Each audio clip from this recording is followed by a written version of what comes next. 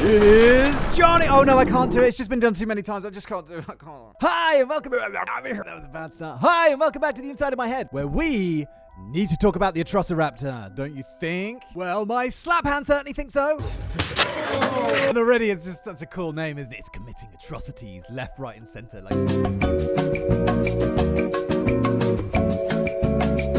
So we know that Jurassic World Dominion is going to be introducing some new types of raptor. I already did a video on the Pyroraptor, so check that one out if you haven't already. And here, I'm going to go over everything I can find out about the Atrociraptor. Now, please just bear in mind that I'm making these videos before the release of Dominion, so everything here is subject to change once the movie comes out, which is not long now. But here, I want to talk about what we know of their roles in the movie so far, then what we know of the actual dinosaurs. So at this stage, we've seen that in the world of Dominion, a world where the de-extinct dinosaurs are no longer confined to the islands of Nublar and Sauna off the coast of Costa Rica, there's a struggle for dominance as the dinosaurs that were released onto the mainland at the end of the events of Fallen Kingdom seem to have bred and multiplied and are threatening humanity's standing as the dominant species on the planet. Now, we don't know to what degree exactly. I do know that Dominion is going to be set 4 years after the end of Fallen Kingdom, but it's hard to say how widespread the dinosaurs are across the globe.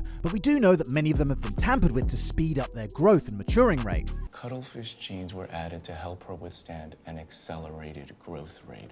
Plus, we have seen them in a variety of environments, so it's safe to assume that they've spread pretty far and pretty wide.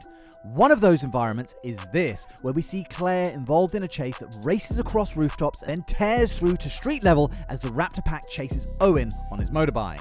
These new raptors look a lot like the raptors from Jurassic Park 1 and 2, and not so much like the raptors from Jurassic Park 3, which I read somewhere came from the next generation of cloning. So we're apparently bred to be a little bit more docile and not kill when they didn't need to. And did I mention already how much I love the name? Like, you can have so many other kinds of raptors as well. Velociraptor, like the philosophy student raptor, who maintains, it's a really interesting subject, but he kind of knows it's completely fucking pointless and the only job at the end of it is going to be a philosopher teacher. The Generosiraptors, they're like, oh no, you can have it. No, it's okay, you have it. No, really, I insist, you. The Aqualaraptor, if you don't use gender pronouns, he comes and rips your fucking throat out. But back to the Atrociraptors, and although we don't know if these have been tampered with by Biocene, we do see them being released from containers here amid a room of very, very nervous looking guys. So it's very probable that the shady corporation has managed to make the raptor assassins that they've coveted for the past few movies by breeding and possibly using modified Velociraptor DNA from Isla Sorna to create hunting animals reportedly bred for speed.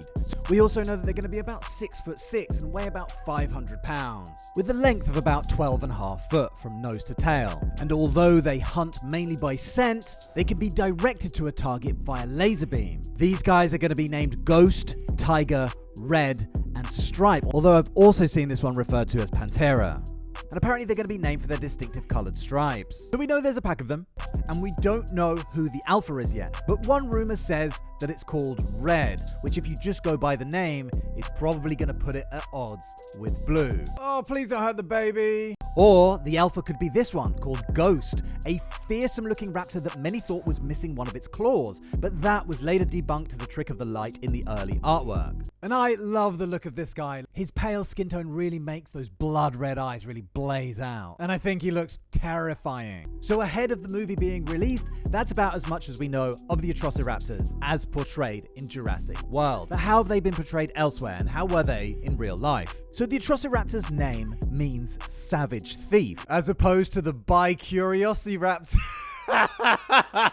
And according to Wikipedia, the only specimen of Atrociraptor was discovered in 1995 near Alberta in Canada, in layers of rock that also contained an Albertosaurus bone bed, dating back to about 68.5 million years ago. It was mostly pieces of skull and teeth, but it showed that it wasn't just any raptor, and it was later reclassified to be part of the Sauronithilestinae.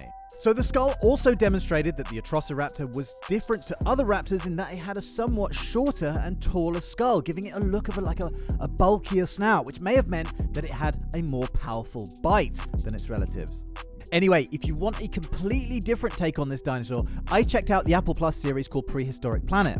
And once I was done laughing at the Carnotaurus mating dance, like seriously, I don't want to post it because I don't want to get a strike, but fucking hell, it's the funniest thing I've seen all week. It starts flapping its tiny little arms around in front of its mate, showing off its bright blue colored underarms. And sure, you know, it's played for laugh, but just, oh my god, just go watch it. Anyway, like I said, Prehistoric Planet has a very different portrayal of the Atrociraptor. It's shown feeding on beetles in the aftermath of a forest fire. It looks a lot smaller and slighter, with dense feathering and really very bird-like. Which is interesting because, as I'm sure you guys already know, most raptors in real life were actually quite a bit smaller than the way they were portrayed in Jurassic Park and Jurassic World.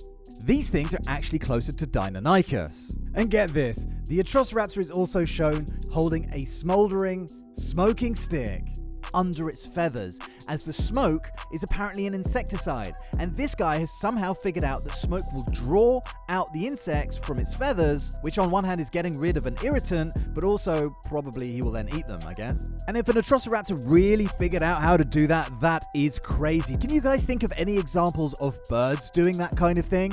If you can, make sure to pop them in the comments because I would love to think that dinosaurs could do this kind of thing. Anyway, I am absolutely pumped to see the Atrociraptor pack in action. I may do another one of these videos on the Giganotosaurus, but get in the comments if you can think of any other dinosaurs that are going to be featured in Dominion that are worth taking a look at. Make sure you've checked out my review and recap of Jurassic World, and make sure you're subscribed for my recap and review of Fallen Kingdom, which I'm going to try and have out at some point next week. As always, I really appreciate you taking the time to watch my videos. The channel has grown a lot over the past month. There is still a hell of a long way to go, but honestly, it means the world to me. So many thank yous, and I will see you very soon for the next one. Thank you very much for watching, and cheerio, bye!